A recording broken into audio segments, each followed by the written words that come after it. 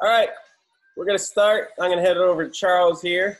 Charles is the founder and CEO of Ideation, and which is a business that is created to help people and help organizations and companies go from their simple idea and create strategies to create those strategies so they implement them in their daily lives. He's worked with many companies such as Toyota, Google, Wells Fargo, NBC, Tom's, Caterpillar, to name quite a few. And he seems like a pretty cool dude. And he's written a book, which I think is really cool. It's called Good Idea, Now What? I don't know if you guys have ever been there, but you have a good idea, but what do you do with it?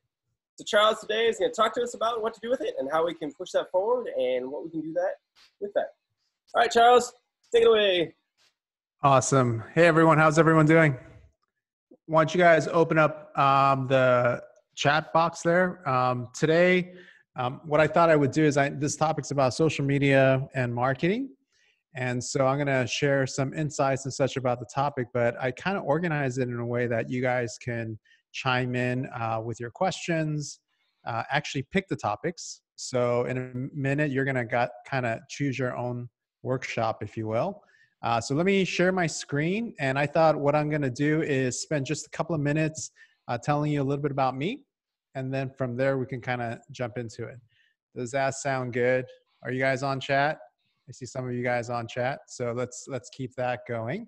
Let me share my screen right here, and then we'll get started. All right.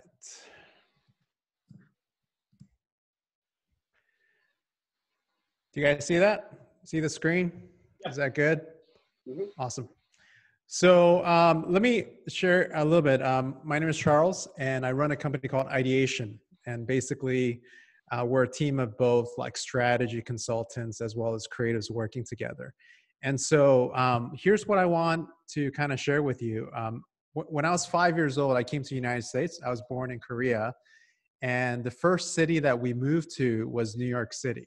So you can imagine just kind of the wow, the awe, the shock of how this humongous, amazing city was going to be the new city that our family just moved to.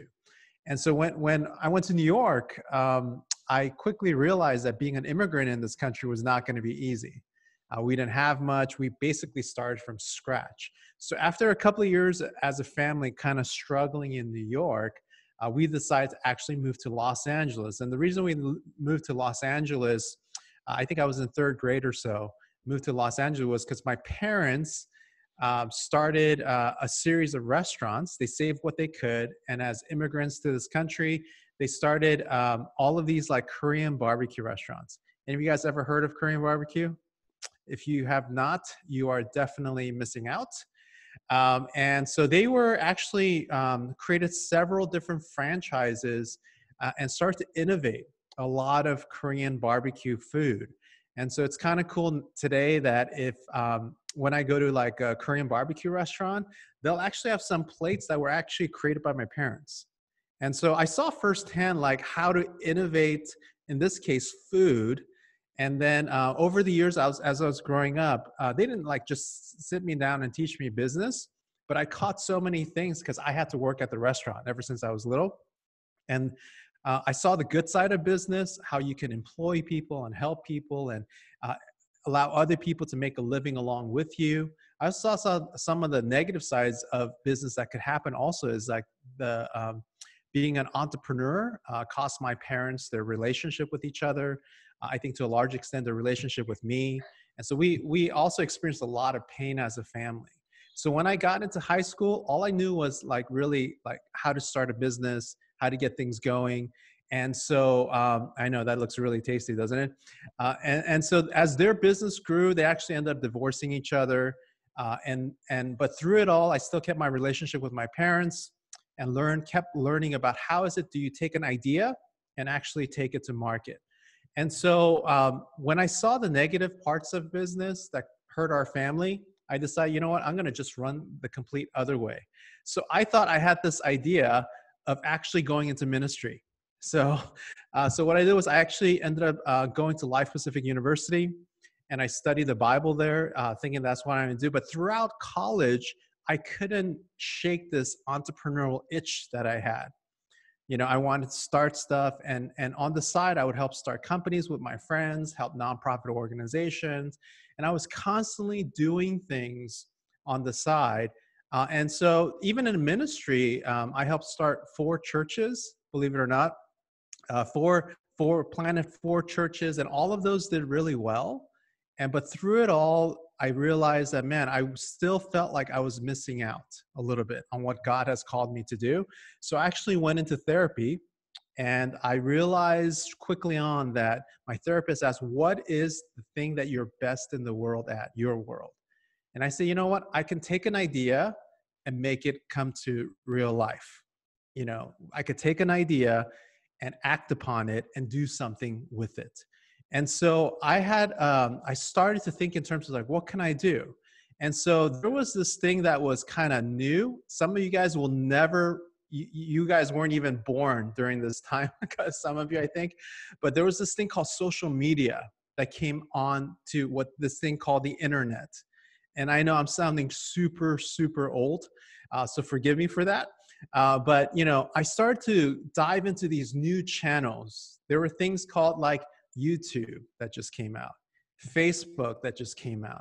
And the more and more I looked at it, I saw the potential of connecting with people online and then moving ideas forward. And so I started to kind of percolate as to, hey, what do I really want to do? And that's where I came up with the idea of ideation. And the word ideation is the name of our company. And it simply means to ideate. In other words, to make an idea and develop it strategically. And so I thought, okay, I'm on social media. All these different brands are on social media. So I started to connect with people as I was working through all my ideas and thinking I could start this company. Now, I was already in my mid-30s, so it wasn't like I was a teenager coming up with this idea. I started to reach out and start to think about, like, how do I leverage all of these digital tools to actually do something I'm passionate about? So I actually transitioned out of vocational ministry. I taught at Life Pacific University for about 10 years. I transitioned out of all of that and decided to pursue this thing called ideation. So I started playing around. I started playing around when YouTube was first around. And I tried everything from international flash mobs to just doing some fun videos on YouTube. And guess what? It started taking off. Everything I touched seemed to kind of turn to gold. And before I knew it, I was being hired by different companies to help them really, at that time, work through marketing together. And so if you look here, what I started to do is, okay, it wasn't just good enough to do digital. I started to do in-person type of events as well. So I started throwing these conferences. And then I started inviting speakers from companies that, companies like Google and different hotel chains, to Twitter, to Facebook, all these different companies together to talk about how to execute better on ideas. And then I did this for a couple of years, and it started to grow and grow and grow. And eventually there was a large following of people of our work online before I even launched the company Ideation. And then eventually I launched the company because people asked, so do you just do events? Do you do anything else? And then that's when I came up with things like consulting and digital strategy and marketing and such. And so over the last 10 years now, over 10 years as a business, these are some of the brands we've had the opportunity to work with and solve interesting problems that they have on how to better connect with their customers, how to better connect with people supporting them. And so those are the kinds of things that we've been working on over the last 10 years. And a lot of this has to do with how marketing works today or how marketing works on social media. And so that's just one part of our business, but that's the area that I want to focus with you on. So let me just kind of throw it out there, and you guys can kind of choose what you guys want to talk about. So I'm going to take a look at the time. We have a good chunk of time. I figured instead of you guys just hearing me babble, I'm going to actually ask you to choose some topics to talk about. The way that I did this was I just kind of created some phrases that either talk about social media or talk about marketing. And what you guys get to do is pick the ones that kind of triggers your interest And so you guys can pick any number or write the phrase in the chat box. But let me know if any of these like 12 things come to you, and then we could kind of start to go there. So I'm going to open up the chat. I see definitely some number 1, 11. You guys are picking a lot of those things. So let's start. Okay, so let's go to 1, and then I'll come back to the list, and I'll see who quickly puts in numbers for the next one. Sound good? So let's talk about 1. I'm assuming some of you guys are interested in marketing. Some of you guys are interested in social media marketing. So when you look at number 1, it just reads social, duh. And this sounds so basic, but I don't know if you guys are like me, but I'm sure a lot of you guys are kind of tired of all the advertisement you get when you go online sometimes. Yes? And so when you go online and you get advertised to, some companies just throw you a lot of information. Or maybe even like, churches do this as well, where they're constantly communicating new content. Here's when our next service is going to be at. Over and over, there's this overwhelming like noise that comes your way. And what I think still a lot of brands forget is part of the word social media is the word social. And I think this is really important for any of you guys trying to create a movement online or trying to do, if you eventually want to start a company. Some of you may already have started a company in high school and you want to, start a nonprofit organization. It's not about just talking at people.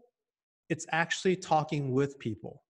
And so a lot of these channels like Instagram and other channels like that, they actually have this thing called an algorithm, which is basically they take all of the various ways you behave online to either reward you for your behavior or block you off from the channel or kind of hide you from their channel if your behavior goes a certain way.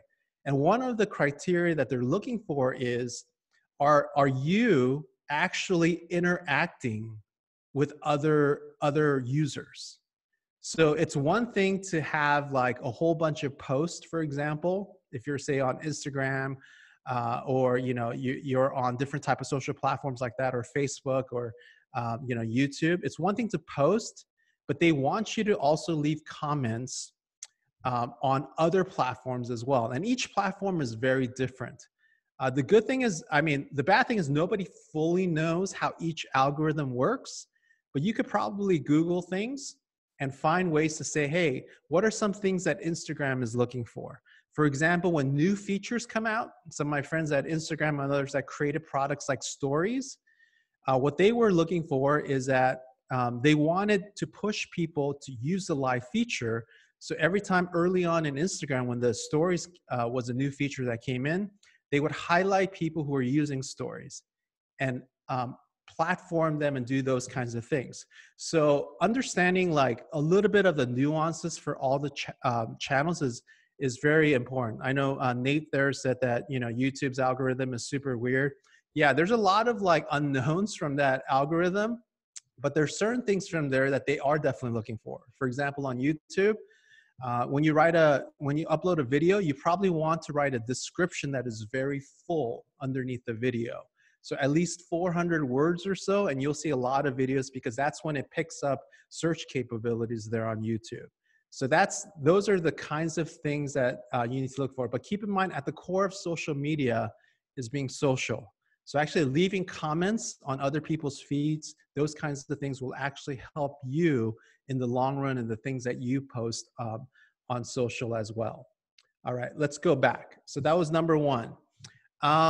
Anyone else here? Oh, that's good. Number 3. Okay, let's go to number 3. All right. So here's how a lot of the channels work.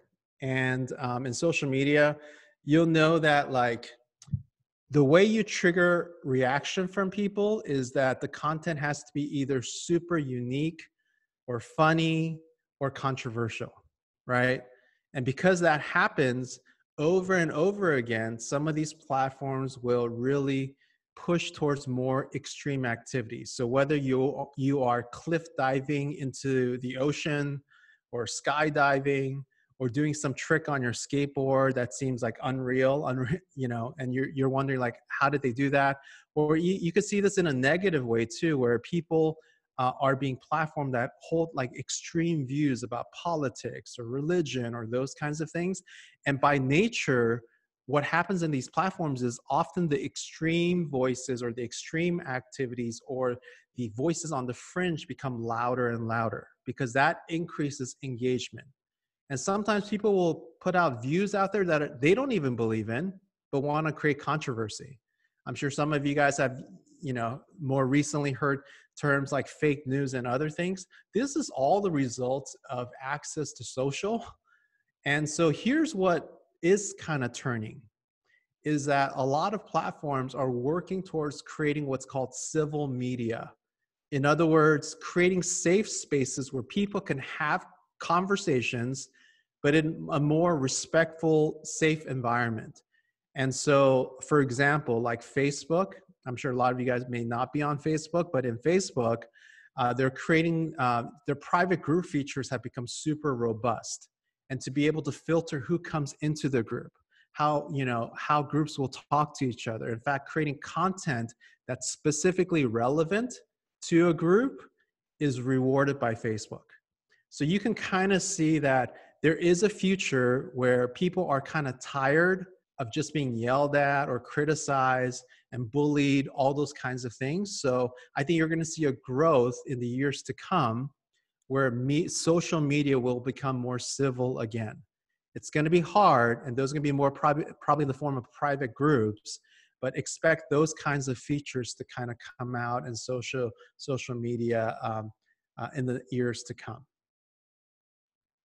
Cool. And you could always like throw in a question that may not fit in here. You're welcome to do that as well.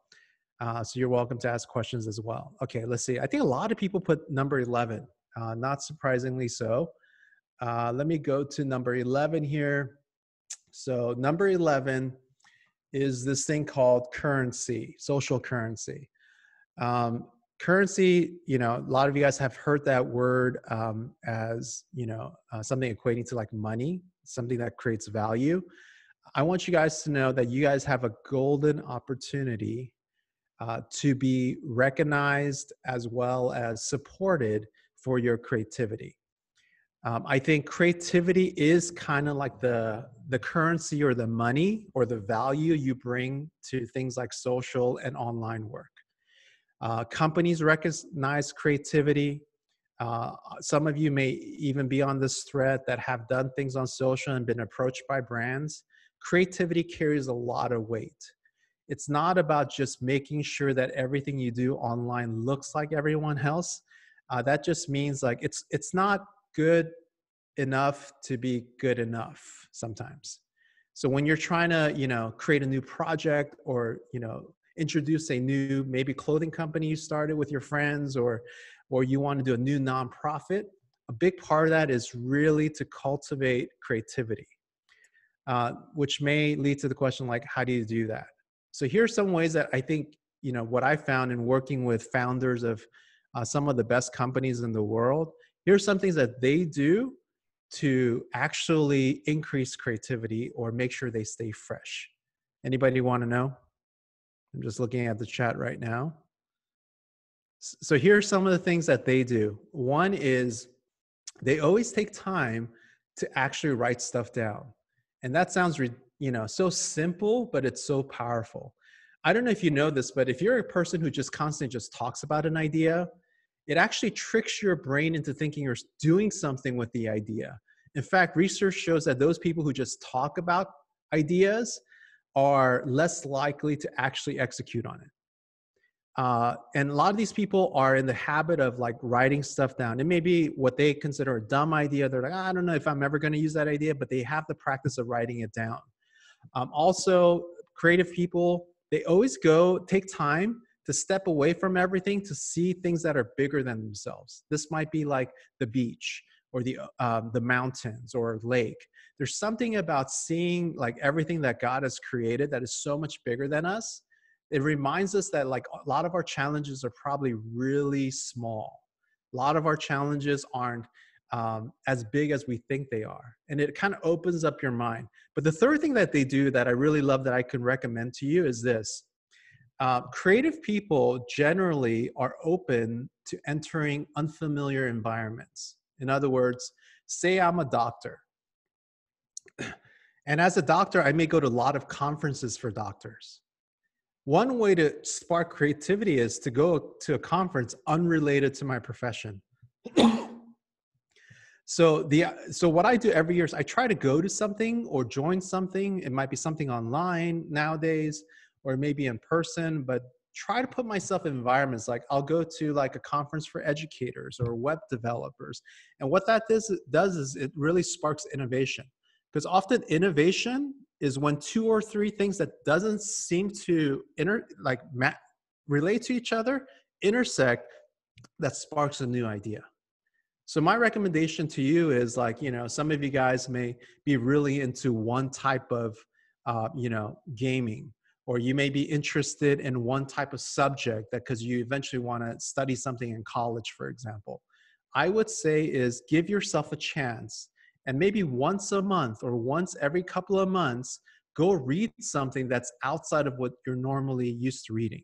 If you like nonfiction, read fiction. If you don't like math, read something. If you read something about math that may spark some interest, even if you think they're all unrelated, it's really good because it keeps your creative juices alive. Because here's the thing: people will notice creativity, but creativity is both. I think there's some element that's naturally given to us by God, but there's a lot of it that we got to nurture. We got to try. And it does take, it feels a little bit risky because our creativity is very personal to us. But know this, like when you guys are starting off, whether doing social media or anything else, volume counts. In other words, doing a lot of the same thing over and over and over again will count. And keep this in mind, whenever you produce something, whether for social media or for anything else that you do, whatever you produce will never be the best you can ever produce. Right? The reality is it doesn't matter. It's only going to get better, but you got to keep producing in order to get better. Hope that makes sense, guys. All right, let's go back. Let's go back to the list. All right, what else interests you? All right, secrets. You guys are interested in secrets. That's good. So let's dive into secrets. Let me get there. All right, here's the thing about social media and things like privacy. You may have heard of that, or feeling like you could do something that nobody else will ever find out. I want you to know that anything you do on your computer, anything that you do even incognito, anything that you do online is ultimately something that people can find. And so it doesn't matter if you're sending a message in a private chat. All it takes is for one person to take a screenshot of that private message. Whatever you record or say may follow you the rest of your life. And all of your digital footprints of all of your activities, it will remain online. So here's my recommendation to you when you think about social media, when you think about marketing, is that our data is out there, and that once you do something online, it's there. It doesn't mean people will necessarily discover it, but it also doesn't mean they can't discover it if they really wanted to. So in other words, like being safe, I think that's really important. I mean, I definitely want you to be you in the way that you are communicating with the world. But just keep in mind that when you are saying, man, I wonder if anyone's gonna ever see this, you should assume someone will see it. Even if you delete it, someone could see it. And so understanding that people can see it, and although companies and all these social platforms will try to add layers of protection, there's still a small chance, and it may not be a big chance, but still a small chance that your data will kind of flow out there. So protecting yourself, and then as you guys get older, there's different kinds of services that can help protect some of it. But even the biggest of companies get hacked. And so some of this you can't prevent, but from a personal side, I would just say this.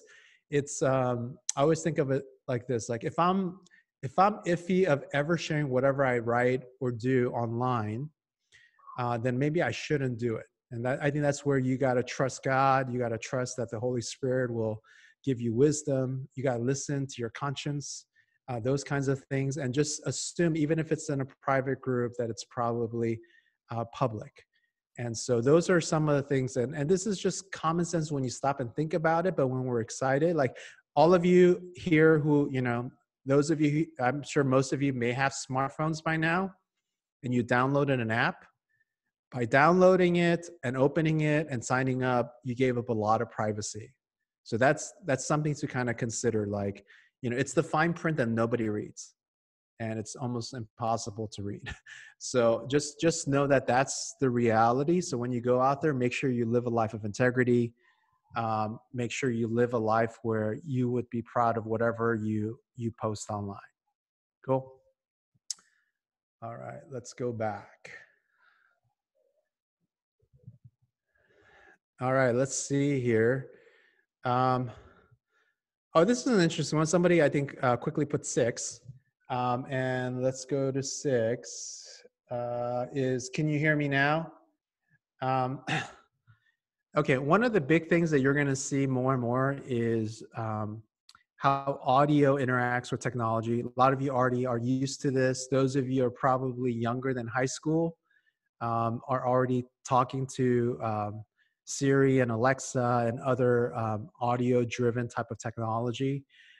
And some people are concerned that because they are listening into our conversations, that it may be a risk. There's definitely some truth to that. You know, certain words will trigger the system, like Alexa, like her name, Alexa, will trigger the system. But here's the thing that I want to also point out is, even if these companies aren't listening to us or don't listen to us, the reality is they probably know a lot about us, probably more than sometimes we know about ourselves. And that's, you know, it could also be creepy or scary, or some people like it because then it automates like what type of ads I see on my feeds, because they do the work of paying attention to what we do. So it's kind of a give and take. A lot of negative, a lot of trust issues, a lot of privacy. Someone mentioned their big brother is watching. There's some truth to that. But here's the interesting thing is, even if they never listened to you, and sometimes you're like, man, how did they, like, there's a good one right here. Like someone said that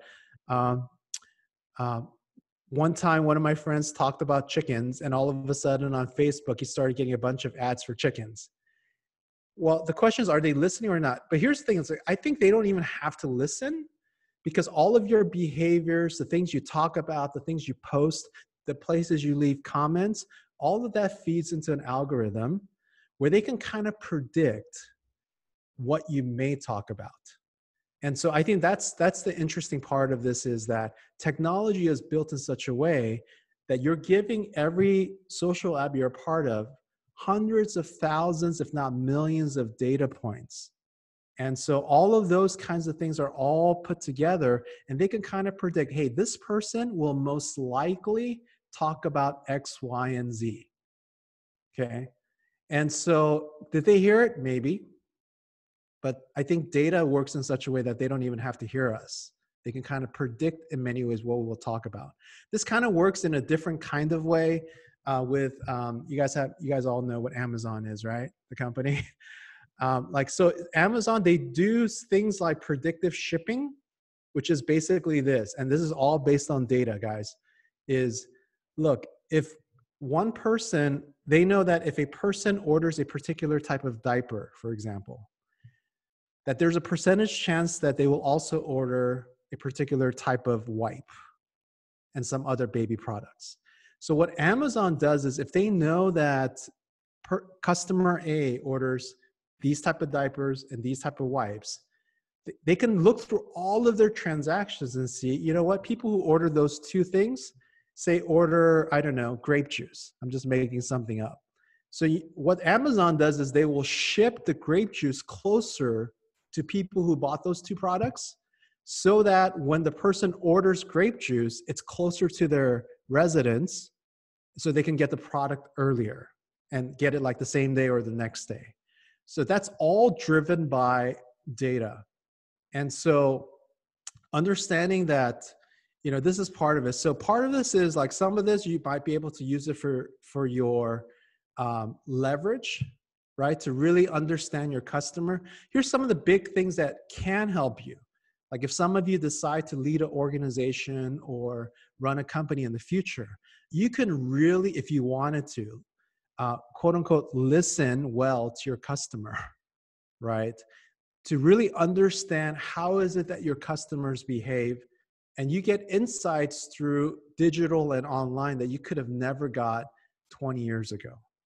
And so understanding that is also understanding that there's a lot of data. So it's not just about pretty pictures. It's not about those things. In the background of all of that is really science and data working. Okay. All right, let's do this. All right, take a quick moment. All right, I see a couple of 5s coming up right away. Okay, so let's go to 5. Okay, don't drink pop. Okay, this is a quick reminder for all of you guys, is that social media is not about popularity. Influence and popularity are different things.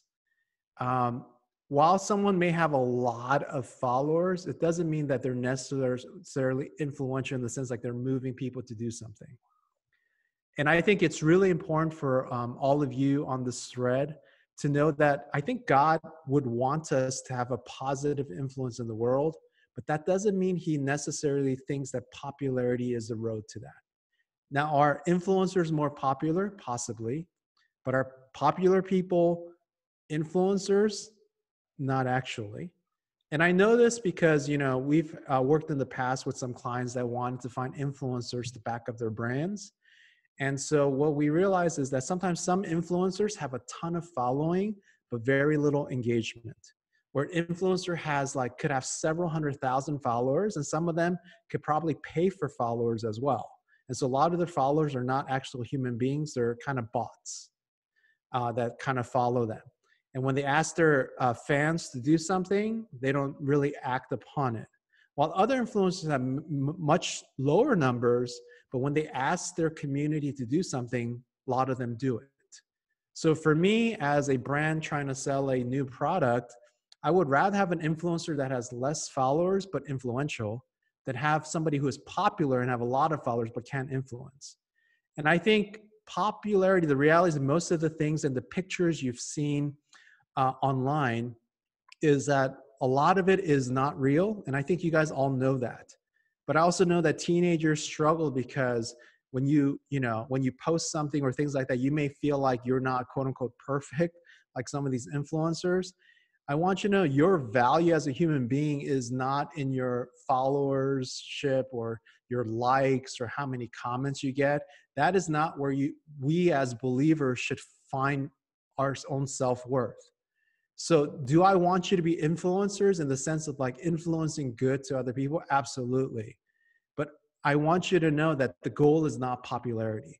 The goal is not to say, hey, I want 1,000 followers or 2,000 followers, 100,000 followers. That's not the point. If your heart's not in the right place, you could get caught up in comparing yourself over and over and over again to other people.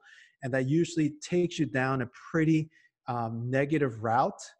And you're never going to be happy with who you are. And I think that's a dangerous place to be. So give yourself a break. The reality is that you can influence people, because you could have 100,000 followers and you influence 5 of them, or you can have 100 followers and influence 10. I would rather much have you 100 followers so you can positively influence the 10 people. So I think understanding that is really important as part of engaging social media. I think someone asked, I have a question about followers. I saw this one girl who bought 1 million followers. How exactly do you buy followers and where? There's some services you can pay for where you can get that, but I recommend that you don't do that. In fact, platforms like Instagram do track some of that. So if they see a certain rise in certain type of followers, they have ways to catch you as well. And if you do, your account will be canceled anyway. So I would say that it's not about that. It's really about connecting well to your community. All right, let's go back. You guys good? I know this is a lot of information. Are you guys hanging in there? Yes? No? Maybe? Yes, yes, yes. All right. Let's do this. I think you guys had 11. Man, the numbers are going by so quickly. Sorry, guys, I'm old. Okay, let's try. Okay, do you guys want to talk about a couple of things that may kind of blow your mind a little bit? This is more kind of interesting technology that's coming. Great. So let's first talk about, where is it? Avastars. Okay. So I don't know if any of you guys follow Lil Miquela, but she is an actual robot and mixed with some CGI. And she is a fashion, I don't know, a fashion brand. She first came out originally as almost like a satire about social media from this DJ in LA. But there's a lot of different mixes of AI, robot technology, CGI mixed into her. And so it's pretty interesting because she's not real, but her life feels real on Instagram and people interact with her as if she is real. And so you can look, this was actually a couple of months ago. I'm sure she's over 2 million now, but she has about 2 million followers. And so what she does is she'll pose herself throughout the world with actual real people as well to communicate a certain story about her. And you're going to see the rise of companies that will use figures like her or fictional characters, if you will, to really create a certain type of content. It's almost like watching a movie that never ends, right? It's like watching a character. I don't know if you've ever walked out of a movie theater thinking, man, I wonder what they did the next day. And so this kind of allows for a content thing. And then for media companies that are starting to do this, they like it because these types of celebrities will never go AWOL. These type of celebrities, you can control the content. And so it's kind of interesting of a mix of both the real world and a fictional one for the sake. I mean, there's been hacks on her account. There's been a lot of drama created around her, but she's an example of what an Avastar is. It's sort of like an avatar that's a star. And so I think part of what you're going to see on digital in the years to come is a lot of mixing between what is real and what is not. I think we see some of this. Let me see if I can get to this in a lot of the experiences that you guys will see where there's multiple realities working together.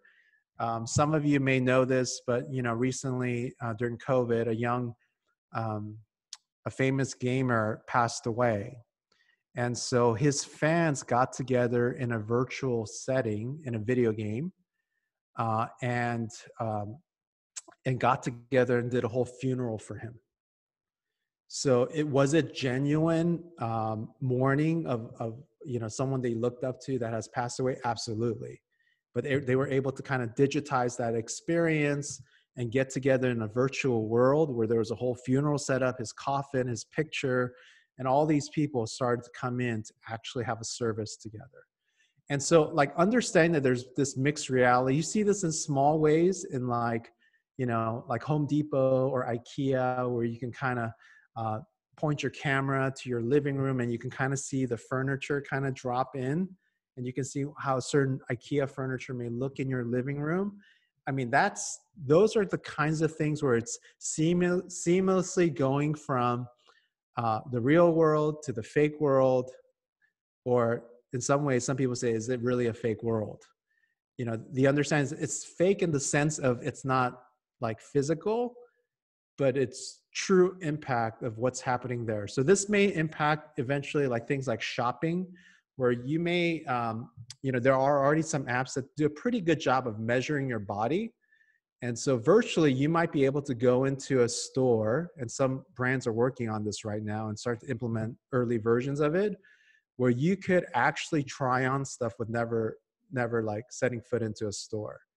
And so you're gonna kind of see the seamless mix. And so I think if you're a teenager here, your parents don't fully understand this. Most of them don't. But you guys were brought up in a way that you go from online, offline simultaneously or together without a hitch. And that's where all of the various companies are working towards, because they are thinking about you and the way that you engage the world. So there's a lot of pretty cool things that are happening where no longer do you use words like virtual, but really thinking in terms of how to go in and out. And, there's definitely a lot to navigate. It looks like some of you are writing comments that, oh, you don't know how to react to this. I think that's totally normal. But this is part of the world. But this is also an opportunity for those of you who are thinking about even ministry. I mean, you can be way ahead of the game to think in terms of like, how do we move this? Recently, I wrote about, live events, and you see a lot of churches going online, for example. It's great that they're going online, but a lot of churches are trying to replicate what they do in person, just online. And I think that's not the way to think about it. You got to create a third option where the online experience is a different type of experience, and really to think about how do we better engage people, because the rest of the world will look more and more like this as you guys grow up. And so working with it and thinking about it is a great opportunity, I think, not just for companies, but also for the church. Okay, I'm going to take a quick breather here. I know you guys are processing these kinds of things. So let me see here. I think some of you mentioned number 12. Okay, this might be a good one. And then maybe we could open up for unrelated questions before we go on. From this list. Let me see here, number 12. Okay. I want you to know that most leading thinkers and smart people that I know are listening to your age group. Okay. I'm talking about companies and such. Recently, I was talking with my friend who used to be at Instagram, and he helped create things like Stories and Boomerang and other products. And he says they go out of their way to talk with teenagers because you guys have such great creative ideas. Like I said, creativity is a social currency. So for you guys to think about this, one of the things that social allows you to do in a way that no generation prior to that were able to do as effectively is you can do good. People listen when young people are doing good. And whether it's a fundraiser for your favorite charity or you're starting something, using your voice. Curious, does anybody know who this girl on the screen is? Anybody want to type it in? Yes, it is Greta, right? Greta Thunberg. She is a child. Well, I guess she's older now. I think she's 17 or 18 now, I want to say. But she is an environmental activist, and she started driving change in her community, and eventually to a place where through things like social, her message got out. And then eventually she was talking in front of government officials at the UN, all the way to places where the World Economic Forums, talking about that she would not stand for her generation feeling the pain of all that's happened with our climate from the previous generation. And so like we see a rise of young activists that care about something and could communicate it in a way to a whole generation. I want you to know by 2020, I want to say 2026 or so, you guys will be the biggest generation in America. So all the brands, they're paying attention to you right now. All the organizations that are trying to be innovative are all paying attention to you right now. And so it's really just know that the world's eyes are on you, because you will be literally the biggest generation America has ever seen. And so I'm talking about sheer numbers. So I feel like if you can leverage social media, I would say think of some creative ways to do good. Find ways to partner with uh, fellow youth and say, hey, let's create some good. Let's challenge our parents to do good with us. Let's motivate our communities to care about the things that matter. Let's do something during COVID that we couldn't have done before. And I love all the stories coming out of, students starting podcasts, to fundraising, to do virtual rallies, all of those kinds of things. And to know that this is a moment that you can take and that no one has to give you permission to do this, it's quite amazing, isn't it? Like if one day you got up and said, you know what, I'm going to post this and do good, no one could stop that.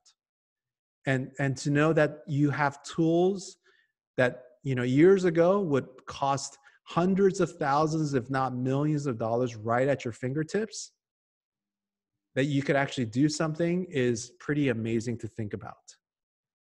So I hope all of you tuning in right now will get a sense of the opportunity you have on digital as well. All right. Let me open up for some questions. Do you guys have any questions, whether related to these items or, something else that maybe it's triggered something for you?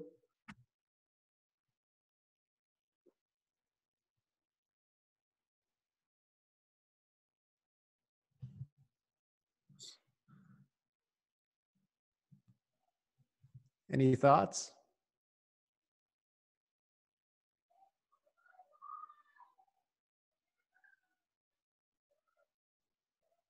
Yeah, those are some definitely on the chat. I'm seeing some good comments.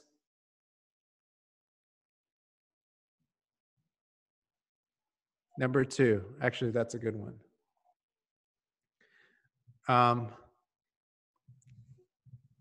This kind of goes back to my previous point, and that is,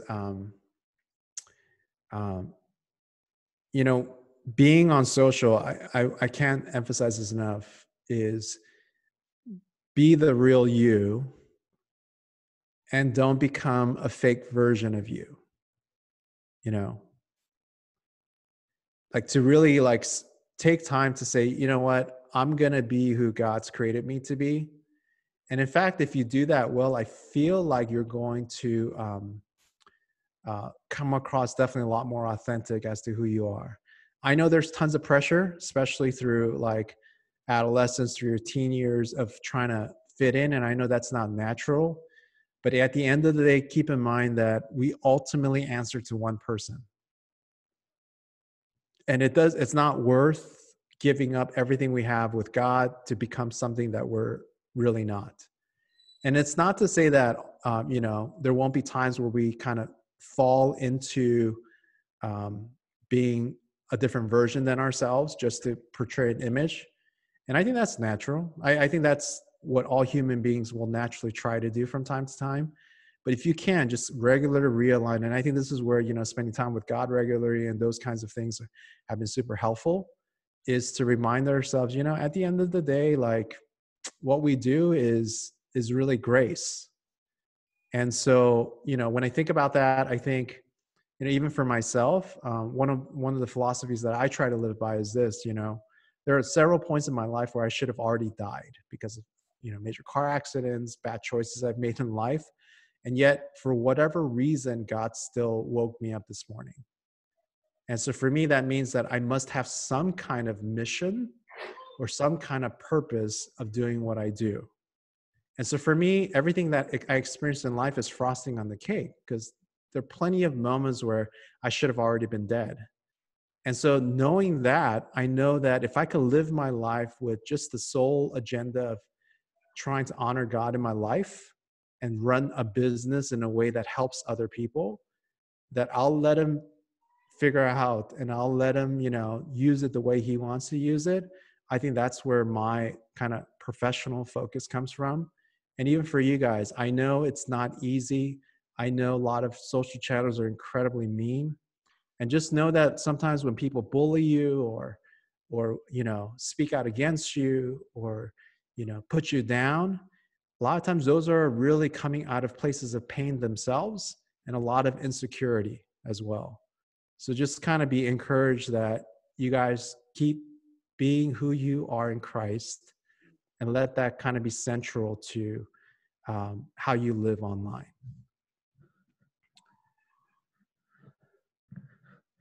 All right, let's see here.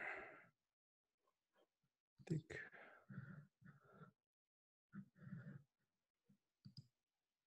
All right, I'm going to look through some questions. Okay, how can I maintain engagement on my church social media pages that I run?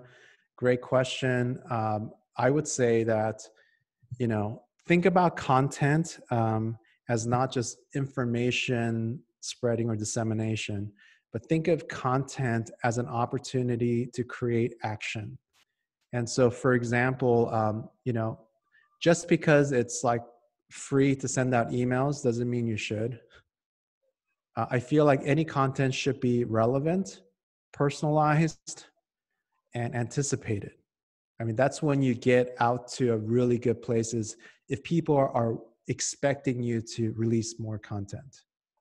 And that's really hard to get to, because here's what one of my mentors, he's like the guru in marketing, I feel like. His name is Seth Godin, and he always would like tell me like, look, it's not that difficult to get your message out, but it's incredibly difficult to get people to care.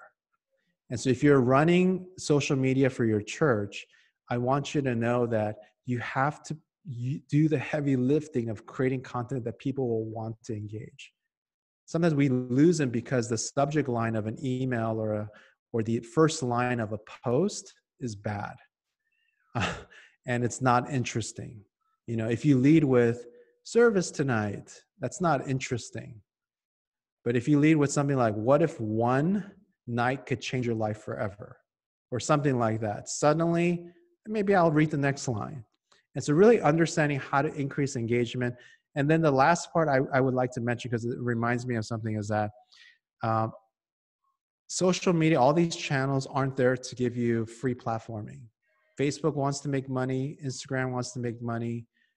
All these platforms, Snapchat wants to make money. TikTok wants to make money. And so all of these platforms want to make money, and they make money through advertisers. So because they make money from advertisers, I want you to know that a lot of the content, even that you create, many of the people that you are communicating to won't see it unless you're paying for some of it. So I feel like this is where I think you'll understand as you start your own companies or nonprofits, is that all of these channels are paid to play channels. So a good example of this is if you just type text into a post, small percentage may see it. Put in a visual, slightly more percentage may see it. I know platforms like Facebook, if you put a YouTube link, higher percentage may see it. But if you upload a video directly to Facebook, even more people will see it. But even through all of those organic things, maybe 15% of people who follow you will even see it. The other 85+% of people will only see it if you pay for it. So just know that that's part of the world that we live in. Let me see here. Okay, let me go back. I'm gonna actually go back here so I can actually see some of the questions. What is your favorite and least favorite part of social media marketing? I think my least favorite part is just trying to fake perception and how hurtful people are in order to sell their product sometimes. There are people who are definitely hurting, and therefore they become super mean. My favorite part is when human connections are actually made. Some of my best friends I have in real life are people that I met on social media. And these are like legitimate friendships that have developed over years, and they're really good people. And being able to learn from others has been an incredible blessing as well. Let me see there. All right, some person asked, what are some key takeaways? Okay, let me do this and then I'll hand it back over to Chris to kind of close it out. here are a few key takeaways that I'd love for you to think about. One is stay true to yourself, like be you. And that sounds so basic, but it's so hard to be you online because we put so much stuff there to hide our true self. And I think there's an opposite play where we can be ourselves. Secondly, serve others and do good. The way you build momentum, the way you build interest around the things you're doing is you got to serve other people and doing the hard work of serving other people. The other thing is take time to stay creative, like some of the ideas I gave you, writing things down, going to things that you're not used to. Those kinds of things are really helpful in staying creative. Learn the technology. Guys, you guys are masters at searching stuff on YouTube. So if you want to know how do I organically increase followership on YouTube, you know, are there some tips for that? Google it. There's whole series on that. And, you know, search it on YouTube. And learn the technology. It's definitely not rocket science. And then build something that honors God. And I think this is really important is like even social media. If you really want to be a follower of Christ, even on digital and social media, it's not about you. It's you, but it's allowing God to use you in these particular channels. So you do have a responsibility to actually do something that honors God. Okay. And then I'm going to hand it over to Chris, but I'll just drop into the chat there a link so you guys can, if you want to check out some of the channels, my personal stuff that I do on YouTube and other places, you're more than welcome to take a look as well. And so this link will get you to all of those channels. Cool. Yeah, that was one of the questions. What is your YouTube channel? So cool. Yeah. Thanks, Charles. Thank you for all you do, and thank you so much for your witness. That's a great story. I took some notes myself, so I love it. I guess if you have any questions, I will put up Charles's email, and you can email him. Other than that, thank you for participating. I think I do have one more question that somebody did ask you, Charles. I'm going to ask you. Do you like video game ads? I thought it was kind of vague, but I kind of like the Do I like video game ads? I mean, they're just ads, so I guess it doesn't matter what the ad is promoting. But if you're asking if I like video games, personally, I'm not a big gamer, but I'm a big fan of gaming. So my kids game all the time, and you know, that whole industry is super fascinating, and I think it's going to shape not only gaming as a whole, but it's going to shape business because there are a lot of things that these gaming companies are doing in their games that are really leading the way in how other brands are following suit. So big fan of gaming. I don't know, like for me, ads are ads. So sometimes they're super helpful because sometimes they'll get me stuff that I've been looking for. So I'm pretty agnostic when it comes to ads. Cool. All right. Thanks, Charles. Thank you. Thanks for everybody who's on here today. Have a great day and have a great main session. And I think you have one more breakout up left. Thanks, guys. Bye.